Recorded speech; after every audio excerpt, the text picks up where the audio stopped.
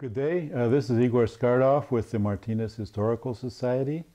We're a part of the oral history program, and we're here today in the home of Bob Cerri in Martinez to record a life history record for his family who came to Martinez years ago. And our recording master is Tom Zamaria. So, Bob, your family came to Martinez, or actually came to America, when was that? Well, my grandfather, on my mom's side, her dad, came over in 1905, and from what I understand, there was a depression in Italy, and so there was no work in the part of Italy, Pesaro, where he came from, which was kind of a similar area. I've been back there, and it's very similar to Martinez. The hills, and grapevines are on the hills and all that. And so with no work, 12 of his friends in the same area, Pesaro and Cattolica and all that, decided to come to America. And so what they did is they worked in France for a while and things like that. And finally in 1905, it just got to where they decided there was no work, and so in 1907 is when they actually came over. They heard about the earthquake in San Francisco, and there was work in San Francisco, and so this is an opportunity. So they all got on a ship. I think there was 12 of them. Got on a ship, went through Ellis Island, and then got on a train, and the train went to L.A. And from what I understand is, of the 12, 6 were killed in a train accident down in Los Angeles. Whoa. So my grandfather had something to do with his hearing was affected, and so he got $150. He came to the United States with $24, and so now he got $150 from that accident. So what happened was one of the guys knew a De La Rosa that lived in Martinez, and so they set up San Francisco as their destination. When they got to Ellis Island, they changed it to Martinez. And so 6 of them, I don't know if all 6 ended up in Martinez or what. What was your grandfather's name? Giuseppe Bartolini. Okay. And so he came to in 1907, so then he got to Martinez, and there were the boarding houses downtown Martinez in Granger's Wharf. So he stayed there, and then he got a job as a boilermaker at a place called Peyton. It was out towards Port Chicago, I guess, out that on the highway. That's where Peyton Slough is, I guess. Peyton, yeah, anyway. Yeah. And so he was a boilermaker, worked there for, let's see, 1907 to 1912. Got enough money to go back to Italy to get a wife.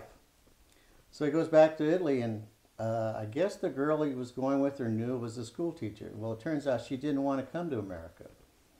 But there was this other lady, which ended up being my grandmother, which was engaged, decided that she was waiting for him somewhere on the path and said she'd come to America. So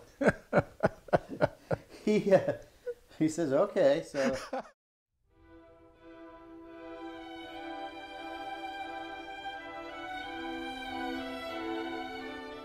So he goes, and on the way, they get married somewhere in Italy, in an Italian marriage. Some people stand up for him, and so they go to Ellis Island. Well, in all the paperwork and everything, with the marriage not, I guess, being recorded or something in time, she just kept her maiden name. So she goes through Ellis Island, and they come to California, come to Martinez, and they live in the boarding house down at Granger's Wharf, right next to Pellegrini's, which is actually the last house. Yeah, yeah.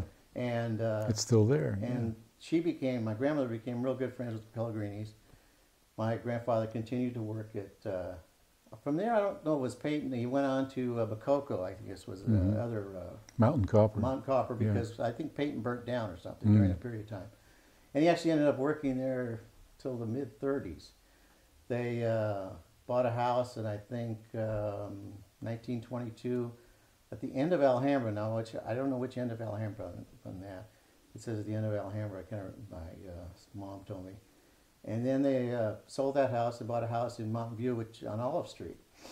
From there, he would always go on horse and buggy, I guess, to get to Mountain Copper to go to work. And he'd go through the Christian Brothers land and saw this ranch and stuff. And so he finally saved up enough money, and they bought 10 acres, and it's the land just directly behind the Christian Brothers. The Christian Brothers were here in California from 1870s to I think the 1930s. And that was up where near Pine and Shell up in there? It's up in Pine and Shell, and it was right behind their land. The Christian Brothers were right in front of them, and their land, the 10 acres, was right behind them. He actually plowed the Christian Brothers grape vineyards for the last couple of years that they were there. He bought it in 1932, and I think the Christian Brothers left in 36 or something like that to go up to St. Helena. So the one thing my mom always says is she got to go to school through the Christian Brothers property. Her and another family were the only two that got to walk through, and the nuns would be praying and things like that, and the fathers were out there in the fields, and they had a winery there, the Christian Brothers Winery. So what happened was he continued to work at Mountain Copper, but they started to make wine, and I think he said there was 9 families of making wine in Martinez, but they were bootlegging because this was all during Prohibition. And in order to pay for the land and work, you know, he worked 8 hours a day or 10 hours a day, wherever they worked back then, as a boilermaker. And then they started the winery, and he made wine. And they had a 1,000-gallon tank in the hay barn. And of course, during Prohibition, I guess the constables would come out and try to, you know, stop the bootlegging. And one time, one of the constables just opened the spigot, 1,000 gallons of wine, and went right down into the hay. So he wasn't too happy with that, and they continued to, I guess, make wine and bootleg until 1935. I think it's actually when they actually started the winery, Bonded Winery. I'm not sure when Prohibition really ended. I think it was. Anybody remember about that time? About that time. Yeah. And so once that they started, they got the made the label, this label here, about the winery. And Bartolini, huh? Yeah, Bartolini Winery in Martinez. It was bonded. 13%. Yeah. Yeah, Claret. They had the red grapes, and he planted. I think there was 5 acres in grapes, and then he actually planted the rest of it in grapes too. They're right here, Pine Street and Shell Avenue. Pine Street and Shell Avenue. Yeah, yeah. And the home they bought on the property was the Hillsdale house, and I guess it was bought from the Bush family. The original Bush family had, I don't know, 10 or 12 kids that lived in it and stuff like that, and then they sold it and moved away. And it was a 3-story house, and I always remember it's a 2-story because he cut down the top story in order to have wood to build another part of the winery. And so they cut 1 story off, and it was still a 4-bedroom, huge house. And of course, they had a full basement where they had wine down there, and then they built a wine cellar that would hold up to 60,000 gallons of wine. The winery had. They bought a lot of the oak casks from the Christian Brothers when they left. 10 or 12 of the 1,000-gallon casks, and that got them started in the winery. And the winery went from 1935, 36, something like that, to 1956. Growing up, I remember the vineyard was we had the 10 acres of vineyard, and I'd get lost in the vineyard. And then when I got old enough, I had a chance to pick grapes, and an ideal day of picking grapes I was probably 8, 9, 10, 11, up to 14. One day I actually picked 32 boxes and got 25 cents per box, and it was $8. That was a big day, you know. And so I kind of worked in the winery all through childhood until I was in high school, and then they stopped the winery. So I had a chance of going over there on a Friday. We'd bottle the wine. I'd put the cellar seals on, and then on Saturday the fun part was to go to Crockett, and we deliver wine to all the Italians in Crockett. And in Crockett there was we deliver about 100 to 125 gallons of wine. How would you get over there? We'd go McEwen. Oh. Down McEwen Road, and then Highway 4 Highway and then 4, McEwen, yeah. Down it was Franklin Canyon. Yeah, Highway 4, down McEwen, and then go into Crockett, and about 8 o'clock in the morning you'd see a box of 4 gallons out there, and there'd be a $5 bill in it. It was $1.25 for a gallon of wine, which makes 5/5 now sell for $25 or $30 a bottle, and so it just doesn't compute.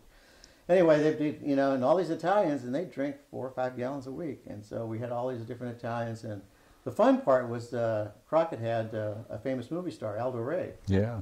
And so when Aldo was in town, we'd have to deliver 20 or 30 gallons of wine because all of Hollywood would come up, and he'd buy the Burgundy and the Claret, the Sauterne, and there was sometimes different celebrities there. And I remember that. And then also there was another guy that played semi-pro in Pacific Coast League. Art Cutie lived in Crockett, and so I got autograph balls when he was in town. And then the big thing was, you know, I'd run up, I'd tell my uncle, okay, and my uncle was Vito Bartolini. Uncle, yeah. And I'd say, oh, they want 4 gallons of Burgundy, 4 gallons of Sauterne. So I'd bring the empties, but he'd bring the full, and then there'd be, you know, $5 over here. Or sometime we'd see the people. And of course, there was a bakery in Crockett. The first thing we got is the fresh French bread in the morning. And the loaf would be gone by lunch. Yeah. And of course, my reward for working all day would be to get a hamburger on the way home. We'd, I think it was a Valona Bakery or whatever, a restaurant there was there. And then because the truck was lighter, we'd come home on the Snake Road, which is now the George Miller Trail and all that. Yeah. But we'd be able to come home. It was quicker to come home on the Snake Road. And then, of course, we had a couple customers in Port Costa. And we'd stop there, and then we would come home. It would take all day to deliver about 125 gallons of wine. Yeah. That was a fun thing. I got to pick grapes. I got to, after school, go over there. And, of course, my grandmother, if I wanted chicken, well, we'd go out and kill a chicken. They had chickens. And then, of course, we had the eggs, the chicken eggs. And then I was just reading a thing that my mother read, and the pepper tree that the chicken coop was right behind is still there. And it's actually still open land. This is where now? Up on Pine and Shell. Is that right? Yeah. Yeah. And the chicken coop's still there. And there's still 4 acres of the land still there. That's on that lot, there's one of the corners is all empty. That's the land. That's your. Still own that, it's still your land. Well, yeah, it's partly mine, my sister's, and my cousins. Yeah. And it'll be developed probably someday. I don't know what'll happen there. Anyway, but our daughter lives up there now. Yeah. And so that was a fun part of growing up with the winery and all that, and delivering wine. And then when the winery went out of business. Why did it go out of business? Well, Italian Swiss and Gallo came in and sold a gallon of wine for $1.05, and we were selling for $1.25. Oh man! So you're out of business basically. The margin was not there. So when the winery kind of shut down, we had this building with a 14-foot ceiling, and so in high school, all my friends, we'd come up there and play basketball every night. And there were still some wine casks; they hadn't got rid of all of them, and we'd play basketball there. And this was up there at Pine and Pine, yeah, there was still a building there when I was in high school. And so what happened is in '56 the winery shut down. You know, I was a freshman in high school, and then my mom and dad built a house. They first got a house on the land. When they got married in 1939, my grandfather said you can have a lot and you could build a house. And so I think they built a house. The first house, it's still on Pine, and actually our son owns it right now. Brian bought it. And it was a 2-bedroom tile roof house, and I lived there all through school until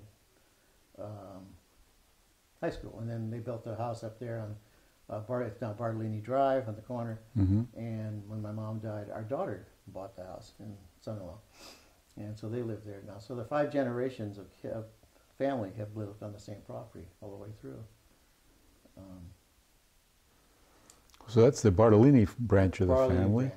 But your last name's not Bartolini. How did that come about? The Cerri side, my dad's family came over from Europe, and they settled in Richmond and El Cerrito. So which part of Europe did they come from? They came from the northern part of Italy, which is up near Lake Como. And it's beautiful up there. My wife and I have gone up there a couple of times and visited some relatives. My cousin's actually gone back there and discovered there's a whole Cerri street, which I haven't even explored. In Como? In Como, there's it's above Como. It's called Morbegno, and it's just on the border of Switzerland and Italy. And probably my dad could be Swiss or could have been Italian. It got overrun by the Swiss, the Germans, so many times. There was actually, we went through a memorial area. That area has been overtaken by different people so many times over the hundreds of years that it's now still Italy. It's right on the border. And it's a beautiful area too. And so they came over, and I'm not sure when the Cerri part came over, But they settled in Richmond. My dad moved to Martinez just before high school, and they lived on another hill just across the way from us on Crest Avenue, which is just a Mountain View little area there. Mm-hmm. And they had 4 acres. And the funny part is, just recently, a friend of my daughter's reads in the paper that they had old stories in Martinez Gazette. And my dad's side, my grandfather was arrested for bootlegging too. And he did not have a winery. It's a proud heritage, huh? Right. Actually, both sides were arrested and were in jail. And my mom actually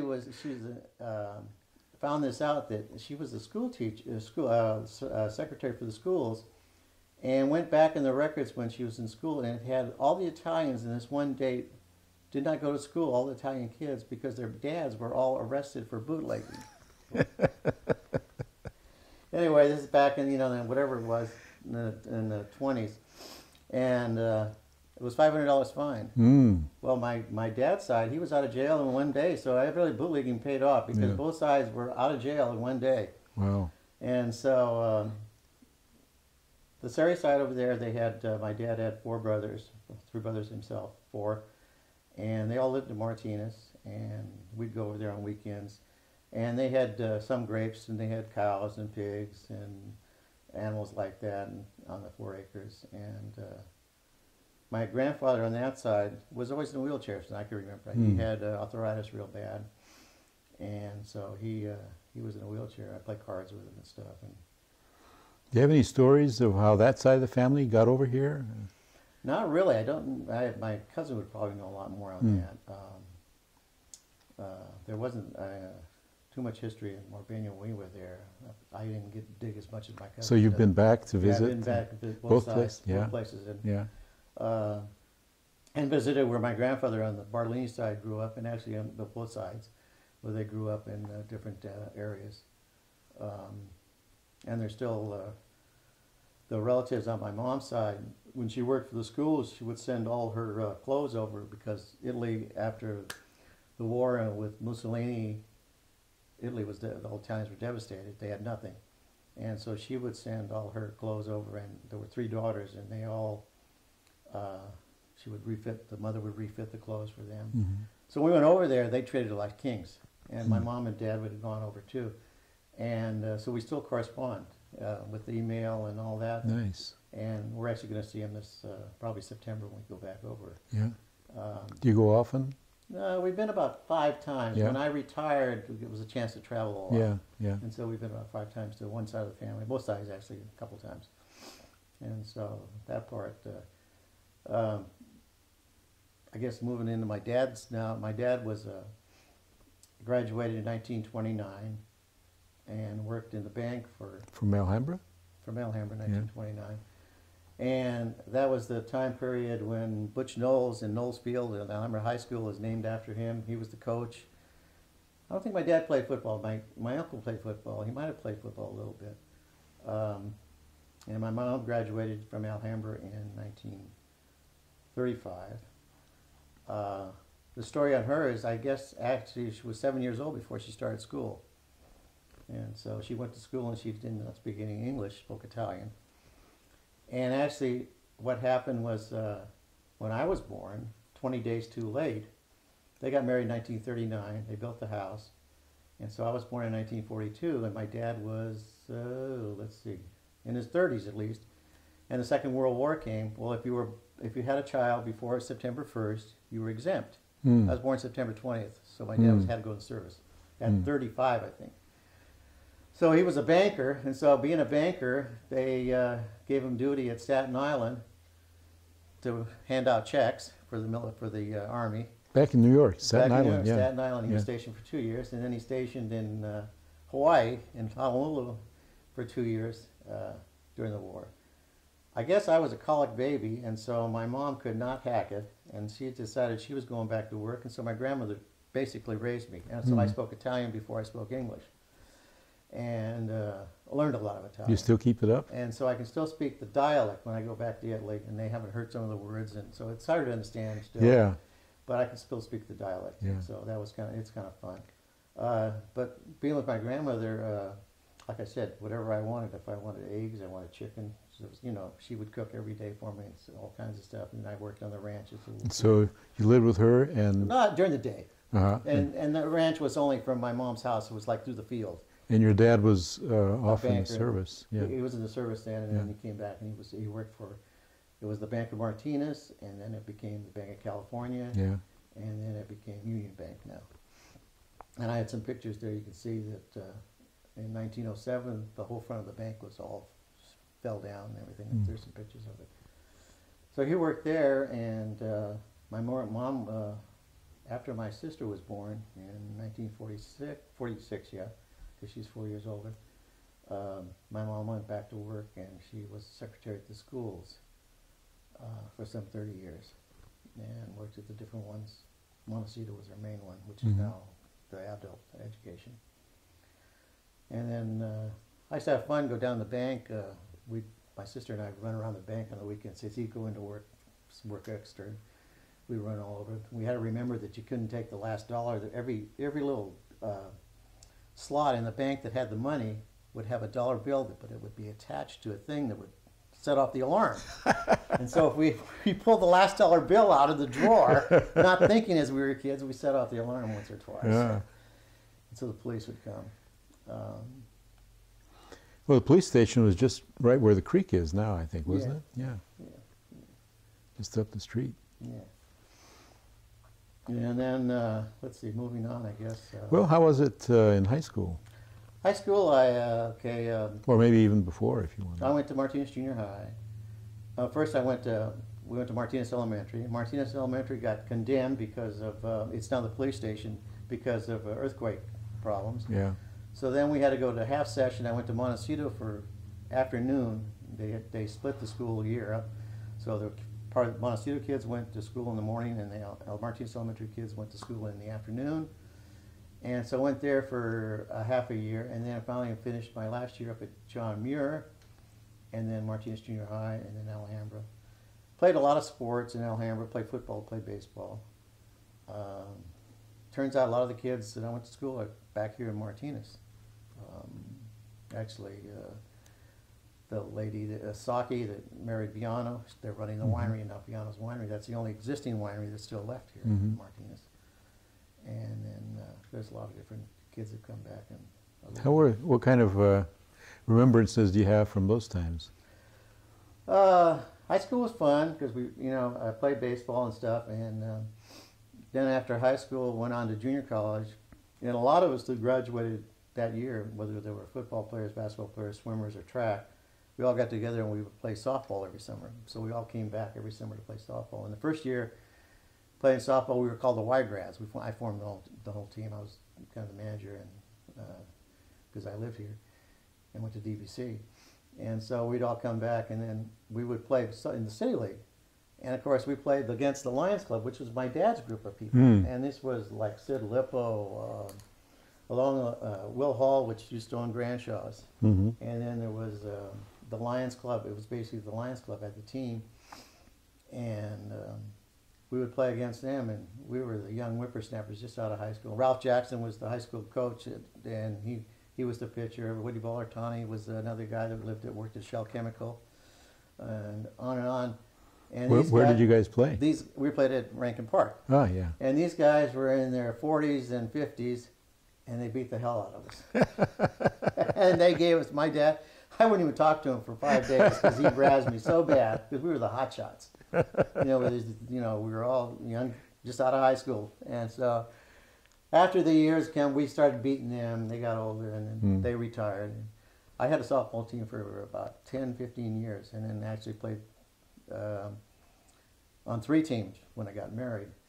But we played softball, went to DVC, worked a year. I went to DVC for a year, wanted to be a engineer, got a D in calculus, got a D in chemistry, and decided, no, this is not going to work out. Chemistry. This is not going to work out. This is not going to work out. So then my uncle was building houses then, because the winery went, they retired the winery, and so they put in roads, and then he started building about a house. He became a contractor and would build about 3 houses every year. And in the summer, I got to work with him as a carpenter. And so I worked in the summers there with the carpenter. from that point on, I figured, well, if I quit DVC, I can go to work as a carpenter, you know. So I worked with him for about a year, and working 7 to 5 or 6 or 7, and getting paid about 8 hours. I did for the 8 hours instead of the 10. Working for relatives. And working for relatives, I would be when they start a house. The tractor would miss where the foundation was supposed to be, so he gives me a shovel and a truck and says, "Go finish digging." And you know, you could be digging for 3 or 4 days. And so I learned how to, you know, actually be a carpenter, and from the house building, from the foundations all the way up to the finish work. And he had a real good carpenter that would, you know, was really good on finish work and would train you. So about a year after doing that for about a year, I said, I went back to DVC and finished there and moved on into San Francisco State and took a business degree, and then had deferments. And if you had this was, it was Vietnam time. War time. So if you had college deferments, the minute you were done with any college, you were in the service. One night coming back and forth from San Francisco State, because I'd come home on weekends, and then I actually went to San Francisco State with one of my best friends, Brett Foster, and he lived in Martinez and played softball with me, and we still play golf together. We're friends, and lived in the city, lived in Twin Peaks, and lived in the Sunset District. We rented a house and stuff like that. And then finished college. And one night coming home, I heard about the Naval Reserve. So I pulled in at Treasure Island. I said, "What's this program?" You know, they said, "Oh, you can, you know, go Naval Reserve. You go 2 years active duty, and on and on. And so you're in the reserve program." So I asked the guy about signing up. He said, "Oh, we're full." But he says, "Give me your number." So then the next day he calls me and says, "A guy dropped out." So I signed up for that.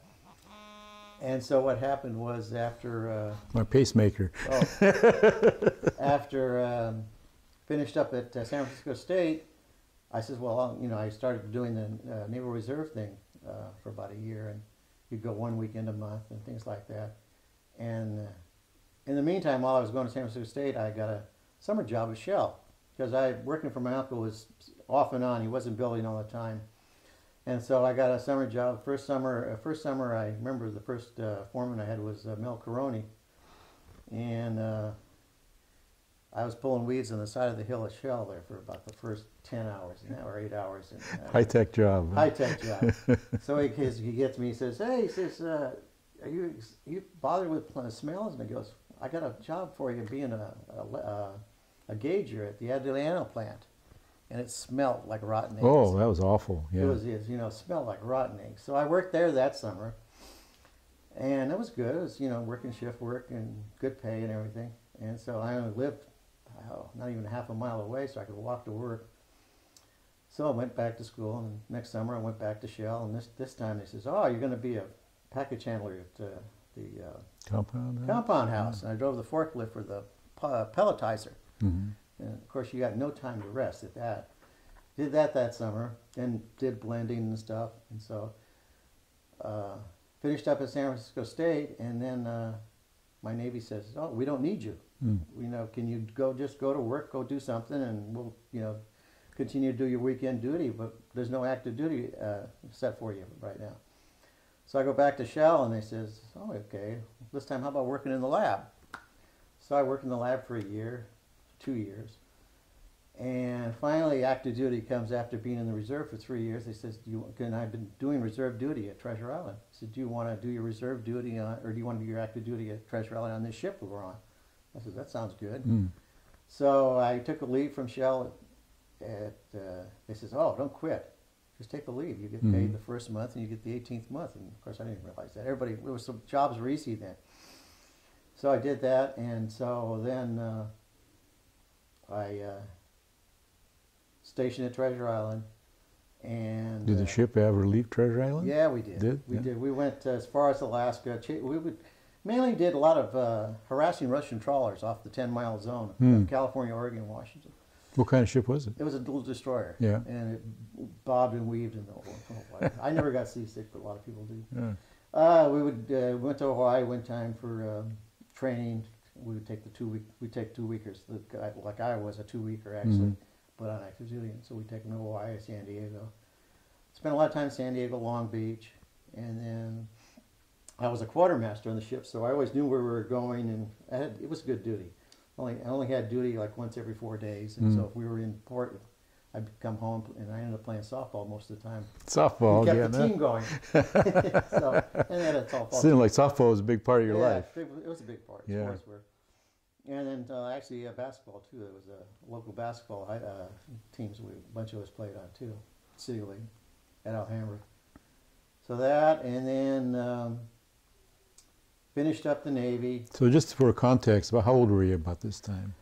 I was 20, 60, okay, 30, okay, 20, 28, 27, 28. I finished up 27, 28. Yeah, because I didn't have to go active duty until I was 26, I think was. And so finished up the active duty, went back to work at Shell, and got out of the Navy on December the 8th, and actually got married on December the 10th. Met my wife through a friend that I worked in the lab with, Shell, Ron Wilson. Ron! My wife. There's a whole nother program all by itself. Ron worked in the lab with me, and Mike Carpenter worked in the lab too then. And Mike had said something about a girl, a friend of his wife's, and so Ron jumps on it and says, "Oh, I'll take her and go on a blind date." So they go out for about 4 or 5 months. I had them over for a barbecue too. I was going out with somebody else. Anyway, so Ron and I would go to singles dances at the Concord Inn. There was a thing called Executives Club. And so Ron had gone out with Donna for about 3 or 4 months and different things. And so then they kind of broke up. So I go to the Concord Inn, and Donna's there. And so I said to my friend Ron, I says, "Gee, you think Donna would go out with me?" He goes, No. He says, "Oh." Out of your class, huh? Anyway, and her sister was there, so I danced with her sister first, and so her sister was too tall, so I said, "Oh." So I danced with Donna. So then I'm dancing, and I says, "Oh." So then I says, "Oh, I says, I've got tickets to the barbershop quartet at the Martinez Junior High. Would you like to go?" And she goes, "Oh yeah." So then I says, "Oh," and I tell Ron, I said, "Geez, I'm going out with his ex-girlfriend." He goes, "Oh, she won't go out with you." I said, "Well, we're going to date." So anyway, we went out on. It's March 10th. We go out on our first date to the Martinez Junior High at a barbershop quartet. Barbershop quartet. Yeah, real, big time. Actually, my dad had given me 4 tickets. And we go out with our friends Mike and Gail. Mike worked in the lab too. And we go out and we hit it up. And 9 months later, we got married. And I got out of the service on December 8th. Got married on December 10th. And we've been married now 42 years. And best years of, it was funny. Concord Inn's no longer there, but it was a good place to go. Yeah, I remember that place. Yeah. Anyway, so from then, worked at Shell. So now you're married. Now I'm married. And where are you living? I'm living in, for the first month, of course, my wife's from Pleasant Hill. She went to College Park, which of course is the big rival of Alhambra. And all she knew about Alhambra was we carried guns and had knives. I go, "No, those were my friends," but that wasn't me. And it was kind of true, because anywhere we went, if you go to Walnut Creek, we would go and we'd drive Walnut Creek from Hokies to the bowling alley. That was kind of the run. Hokies. Hokies was the hamburger place right across from Mel's. Yeah. Hokies hamburger. And that was the route. You go from Hokies to Mel's, or to the bowling alley and back, and loop. You could drive the main street of Walnut Creek. It was the big happening. You guys are the reason all those no cruising signs went up, because, huh? no cruising signs were, So we go, if you had a real good date, you go to Mel's. Otherwise, you hung out at Hokies for 19-cent burger. Anyway, so I says, "No, those are the guys, but there were some real tough guys in my class that later got, blew up, shot, or whatever." Anyway, so I says, "Okay, we get married, we'll live in Concord," because that's where I had an apartment. We lived in Concord for 1 month. So then my dad, being a banker, says, "Hey, there's a estate sale going up down a couple blocks from our house." And he says, "This lady's died, and the house is a nice house, going up for an estate sale." So I says, "Oh, okay." So in the meantime, I'm taking a real estate class, and the estate sale goes up, and so the house was I kind of evaluated. We went through it, and it was all painted in gray and pink. And I think the guy was an ex-Navy guy because everything was gray in the trim. Of course, Donna says, no. She says, this house. I says, no, it's got 1,400 square feet. It's got nice bedrooms. It's on a good lot. It's a good area. So it says, okay, we bid on it. So I bid on it, and the guy that was taking the class, he says, use an odd number when you make an estimate, for on a bid. So we bid $28,260. And of course, right next door was a fireman and his son and daughter. So his daughter wanted to live there. They bid $28,200. Well, if you had it go up, you could bid up another 10%. Well, that puts you up another, $3,000. They didn't want to do that, so that was our first house. We got it by $60 is the story I tell, and that's the truth. And so we lived there for 11 years on Harbor View, which is just down the street from my mom and dad and from where I was raised. Yeah. Our kids went to Martinez Elementary or whatever and all that, and so we lived there, and right across from Erner in the lab. What's his first name? He was the assistant manager. Sam Erner. Sam Erner. Yeah. He lived right across the street, and his daughters. I went to high school with his daughters. And living on the next corner was Bill Green. Yeah, I remember Bill Green. Bill Green. Yeah. He was the guy. I got the job. He was Bill. I go into Bill, and he was the employee manager, I think, of the lab. Yeah, something like that. Yeah. Anyway, I go to Bill, and when they sent me over from the it's when Ray Evanson was the manager. Ray Evanson was the manager, and when they sent me over from employee relations for my summer job, I go to the lab, and I said, Bill, I got to have the weekends off once a month. He goes, what the hell? What's that? He says, no, I can't hire you in the lab. And I said, well, this is what they sent me over. I've been here 3 summers. He goes, okay. He says, I'm going to call the lab. So then they okayed it. They would give me summers off because I was probably one of the first ones that they started giving summers off because of the military. The weekend off for your duty. Mm-hmm. And so we bought the house in Martinez on Harbor View, and we moved in there in, I think, it'll be January. Yeah, it was January. We get in the house, and what happens? Shell goes on strike. Has not been a strike since 01 probably. This is is the 1969 strike. 69. Oh yeah. Yeah, because I got married in. And so. No, it was 1972, 73 strike. Oh, the second one. The second one. The first one I was in the Navy. The second one was health and safety. Yeah. And I was in the lab. And so the second strike comes, and we have picket duty. The first strike, there was nice benefits. I think between junior college and Shell, the union benefits, most of us were making our salary back on the 69 strike. 72 strike, you got $10 for gas, and that was it. It was really. And so I'd be down at the gate, because the lab was at the south gate where the clubhouse is, and it was pretty peaceful. And so we went through the 72 strike, and actually that whole strike didn't mean much to us because we already had all the safety benefits at Shell already. It was more for the other oil companies. Anyway, so my wife, Donna, she's working in the city at the Bank of California. Turns out Bank of California, same bank as my dad's working. When we were married, and so he does a double check on her completely to make sure she's copacetic and everything. And so she works in the city for about 6 months or so, and she goes, "This doesn't sound right. I'm commuting to San Francisco at 6 in the morning. I get home at 6 at night. You go to work at 7, and you get home at 3." She goes, so she was working in the city in the bank? Yeah. She was in the trust office in the city. Oh. So I says, quit. So she got a job at the county, and then 2 years later we had kids. So she was home for a. Well, you've kind of gotten brought to that branch of the family. Can you tell us a little bit about her family? How she? Her family. It comes from it's one of 5 daughters, and so I meet them all at Easter. That Easter, I think, was the first time, because I just said this is the 43rd Easter that, since her family, a lot of changes have come. Daughters have gotten married.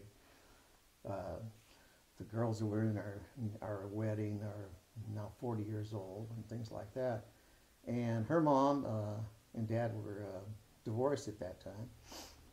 They got divorced, and so she has 4 sisters. I have a sister, and then she has a best friend, Gail. So we go to get married. I'm suiting up my softball team. I got, guys, we don't have, 5, 6 people that are best friends. So I actually have the first baseman, the left fielder, the third baseman, and one or two of her cousins. And Mike was my best man that I worked with in the lab. And the 73 strike did him in, and he went into work for the East Bay Mud for the rest of his career. And so we've been best friends. He was my best man, and we still get together every year. And Mike? So our kids grew up together. But anyway, so she has 4 sisters. 3 of them still live in the area, and so we get together. Family is a big part of our life all the way through, just as it was growing up. And she's not Italian, but she's a mixture. And so she loves traveling and all that too. And so she did a lot of camping as growing up, and I did very little camping. I did some hiking. So all of a sudden, I'm camping all the time, and so we bought a cab over, 3/4 ton pickup with a cab over, and working at Shell was ideal because if I worked the graveyards, you get off 3.5 days, and we'd be going when the kids were young. We'd go camping every 3 weeks, just about, and so we were always camping. And of course, you build up time, and you get 3 weeks, 4 weeks off, and then with the long changes, it was working. In the lab was perfect, and so. Her side of the family's always been in the area, and we've always gotten together all the time, and both sides of the family get together. And so we all grew up together. She has, we have 10 nieces and nephews, and now we have 10 grandkids. Has her family been in the country a long time? They came over, I think her dad was more German, I'm not sure, German, and her mom is from some Scottish and German, Irish, and things like that, I'm not sure. But I'm not sure when they all came over on their side. They've been here for a long time. Been here for a long time, yeah. Well, somewhere in the notes I remember... They grew up in, her dad grew up in Oakland a lot. And I think... they moved out here. The one thing, her family was Seventh-day Adventist, and so going to get married, she was Seventh-day Adventist, but wasn't going to be that. I was Catholic, and so we had a kind of, she says, well, the Catholic Church in Martinez is a nice, pretty church, so I wouldn't mind getting married there. So we were going to Mass up at the Veterans Hospital, and there was a Monsignor Wadowitz, and he was really a neat priest. I mean, he was down to earth Monsignor. He was a Navy chaplain too, and so he was more up to date than most of the Catholic priests were then in the 70 and 72 time period. So we asked him if he would marry us, and it was St. Catherine's, and so we take our moms down to St. Catherine's, and the priest there is a Spanish priest. He says, "Well, why do you have to get married?" Because we don't have to. We want to get married, And so once he found out that we were bringing Monsignor in to marry us, he was so happy. He says he can do the instruction. So this Monsignor, Donna has to do instruction because she's not Catholic. So he comes to our house and he says, Bob's pretty organized. You're going to find out that you're going to take his hammer and put it somewhere else, and you're not going to find your hammer. And Donna doesn't want to be organized, and so. You guys have to be able to get along. And what he did is kind of told us about the struggles in life, that you would have. And he gave her first confession right in our family room. And he was just great. He was really down to earth and says, you have to learn to give and take, and take each other for the good and the bad and whatever, and then learn from each other. And so that was a good start. I mean, he really put us on the right track, I think. And then a couple of years after we were married, we went to a marriage encounter, and that was kind of a neat thing. It was communication tools. And the one thing you learn there is people have feelings, and feelings are feelings, they're your feelings. And people have thoughts. Thoughts are something that you can change. A feeling is something that you own, and you can't change it. So, and a lot of times, you just want to express your feelings and not try to solve the other person's problem, and you learn that, and that's gone a long ways to having an easy life in marriage, I think. And it turns out that when we went in the marriage encounter, one of the things you did is you would have what they call a circle. We'd meet once a month and share your feelings with another couples and things like that. And at that point, we came to this house one of the nights for the circle for marriage encounter. One of the couples had gone to marriage encounter. And this house was only a 2-bedroom, 1-bath house. It ended right there, over that way. There was another bedroom, and that was it. This part of the house, this is the kitchen back here. And the couple that lived here said, hey, you want to see what I'm doing? I'm building another house onto this. And he's building 3 bedrooms, 2 baths upstairs, and the family room and kitchen. And so we watched him build it. He did it for about 5 years. He worked at U.S. Steel, and he was an engineer, and so he did it all himself. And he actually took the hardwood floors that were in here and hand-built the kitchen cabinets, which I have now in the garage. We've changed them out. And so about 5 years goes on, and Jim says, I got to sell the house. Are you interested? Because I always said, oh, I'd love to have this house, after he built all the rest on.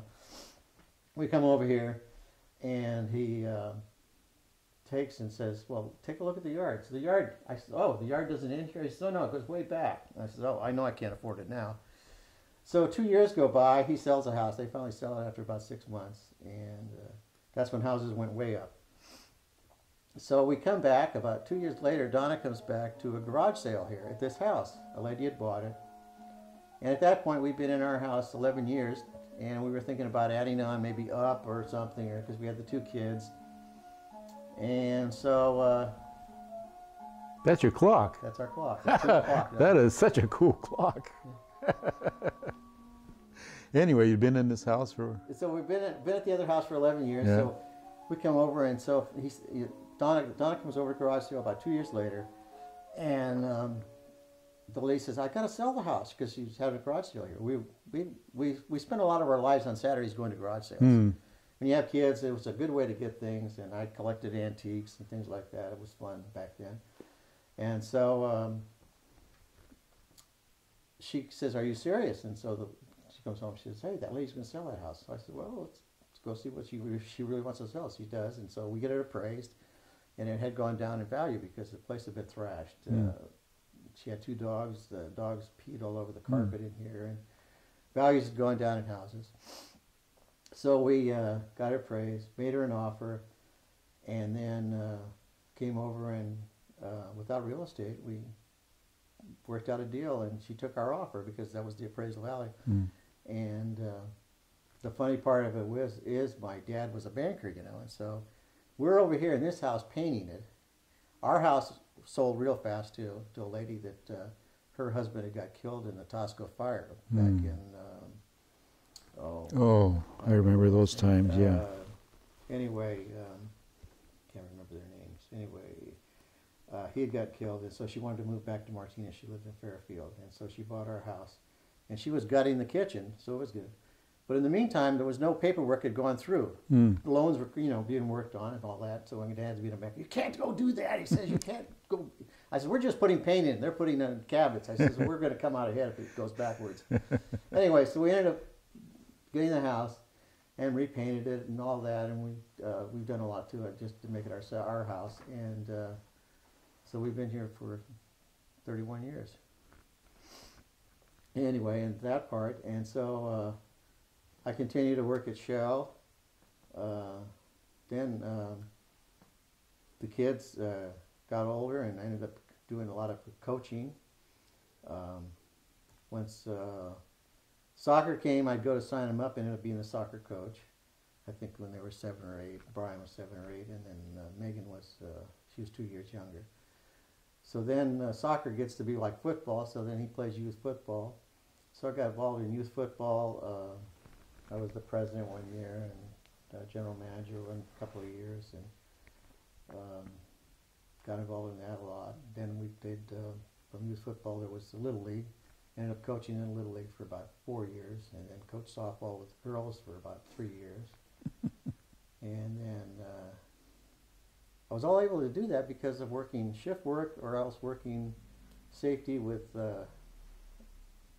what happened at Shell is I was in the lab for 18 years, I think it was, and then got transferred to the safety department when they built the Flexicorker. They needed more safety people, so I was out in safety for about 3 years. What does that mean? You were working in safety? Well, I was a safety inspector. What's involved in that? Safety inspector. Okay, you're all out throughout the plant at Shell. In order to do anything that's hot work or go into any kind of a vessel, you had to have a permit. And so, the department that it's in, if they were going to do welding on pipes and stuff like that, that department had to call for a safety inspector to come out and make sure the area was safe for the work to be done. We each had to sign off. You had to sign with the contractor, make sure he understood what the process was. A permit was issued with all the restrictions. They had to have this fire watch. They had to wear safety gear, all that kind of stuff they had to wear, and set up a safe condition for the job to be done. So I did that as the whole refinery was more pipes were going all over the place. I mean, from out in the LOP, dispatching all the way to the wharf because of this new Flexicorker being built, it affected the whole plant. So they had safety inspectors. We were doing work all over.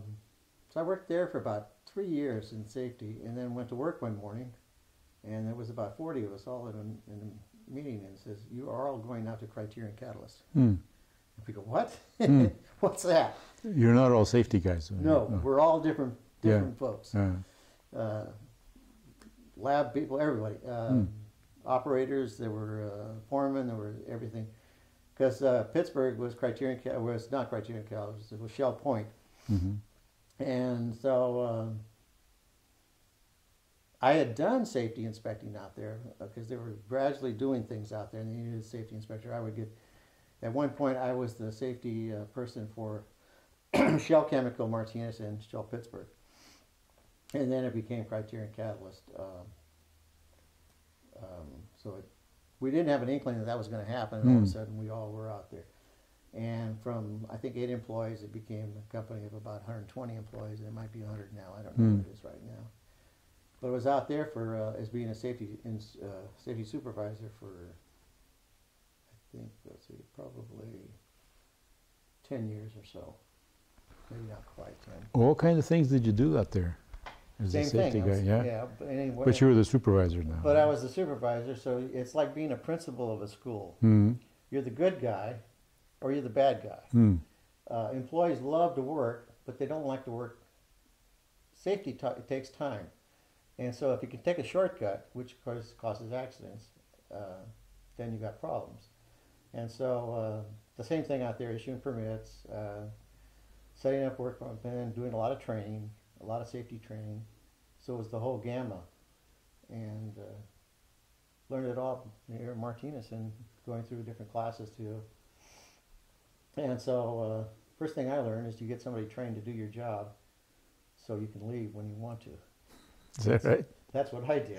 That's an interesting strategy. I never missed a baseball game of my sons. I never missed most of my coaching time because I had somebody trained. And then I worked from 7 to 3:30, so I was able to do a lot of that. I think my wife only had to coach one soccer game, and the kids took over by halftime. She said they knew what to do better than I. I set up the whole system of who should go in and out of the soccer game because I had to go to Houston, I think. So I worked out there and went on a couple special assignments. Went on a program for Criterion, was part of Shell, who would go to Houston, and we were trying to develop the company, the future company, and to work with management and union working together. And so did that for about 1.5 years, back and forth, and I think that binder got put on the shelf somewhere. Anyway. So then went to work one day and got called in the office and they said, "This is your last day." And so I was 56 and a half. And it was great because I told them, I'm retiring at 58. I'm through, I'm tired. Because what happened in the safety program is you're allowed a lot of money for a budget to get programs in. And then as things become more safer, the budget becomes less, Mm. and so you're giving less to the employees to do the safety. And so it has a kind of revolving door. It goes hard, hard, easy, easy, and then I could see another hard time coming on. I says, it's time for me to get out of here. So it worked out perfect. And so I've been retired for 16 years from there. So you had all these sports things going on. I imagine it must have been hard to. Well, when I got married, I was playing on 3 softball teams. Yeah. From then, once the kids came, and so then I ended up coaching, and so then it happens when I retire, Donna goes to a hike with one of her gym friends, actually Tom's wife, probably Deb, and they meet up with this lady that's a neighbor down here. It's in a hiking club, and so she said, "I'm gonna go on a hike." So she goes on a hike. She said, "Oh, it's pretty neat." So I said, "Oh, I'll go next week." So then I went on a hike. I almost died. They went straight up some hill in San Ramon, and I go, "Oh my God, this is ridiculous." So I continued doing that, and so we've been in this Rinda hiking club for about 15 years now, and we've gone to, we've hiked in Switzerland for 3 weeks. We've hiked into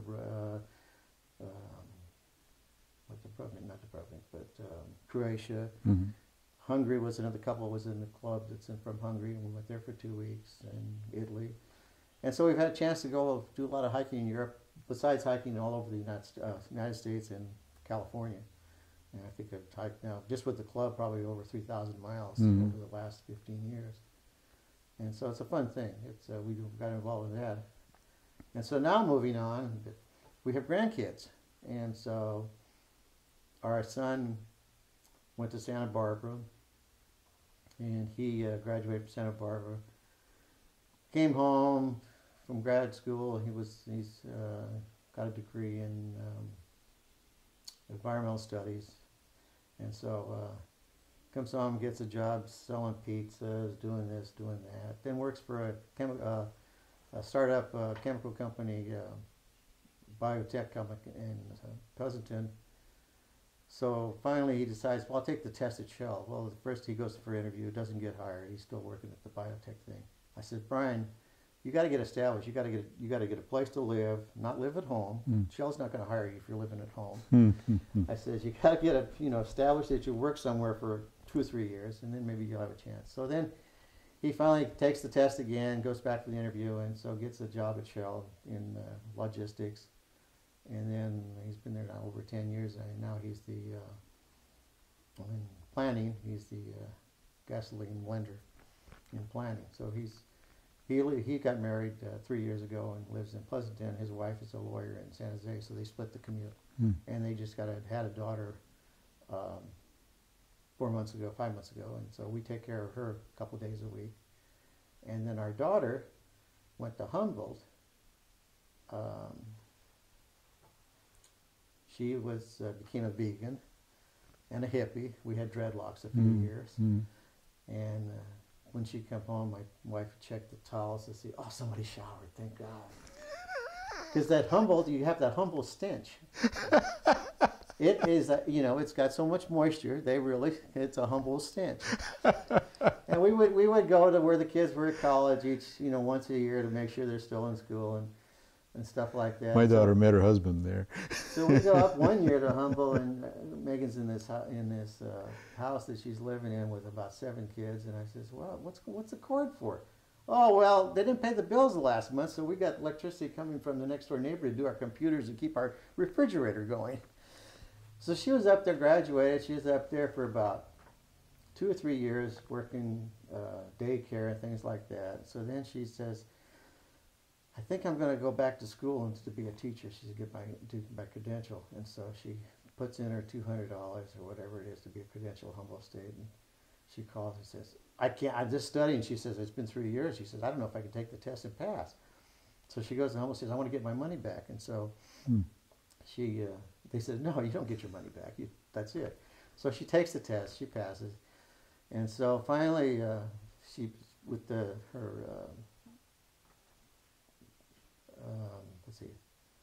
met this Sean. They're living together up there for about 4 or 5 years, I think.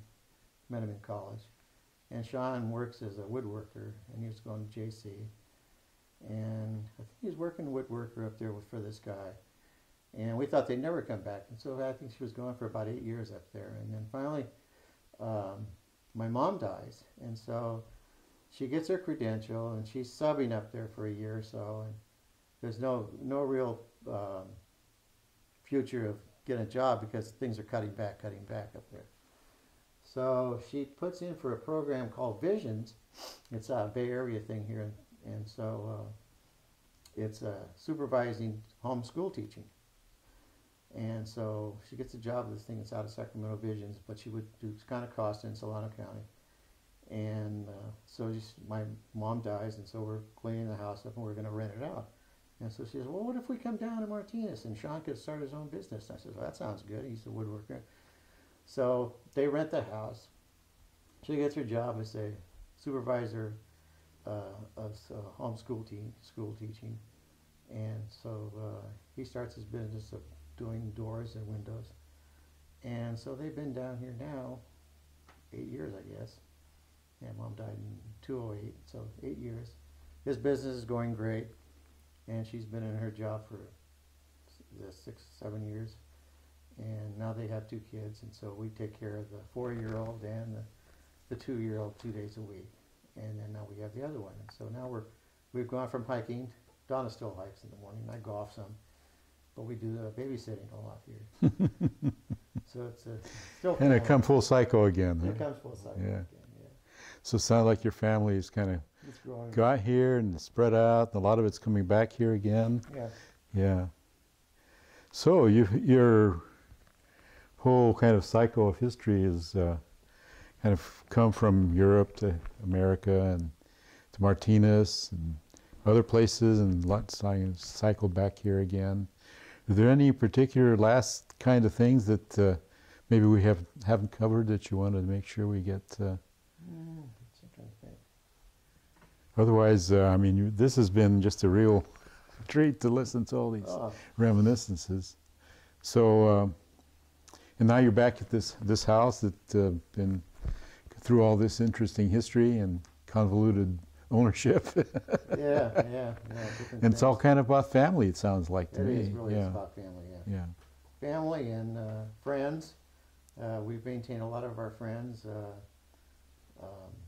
We met one couple when the kids were 2 years old. We've kept friends with them. We get together for our anniversaries, and I think between the 3 couples we have like 124 years or something of marriage. Yeah. And Donna's met Tom's wife a lot, and they've become friends. We call them the hood rats. But there's a lot of good interchange in Martinez. A lot of my friends have come back, and we see each other, go off together and stuff. And now the kids, when they meet somebody, they says, "Do you know so and so?" Yeah, I said, "Yeah." And actually, the kid that takes care of our cat and waters our yard, his grandmother I went to high school with, and he lives down the street now. And so it's all about connections like that. Yeah. Well, Bob, it's been a great pleasure. Okay. Enjoyed it immensely. Oh, thank you. You and I have known each other off and on for quite a few years, yeah, and here's all this cool stuff that I just now learned about you. Yeah. So it was very nice. Good. Thank you so much. Good.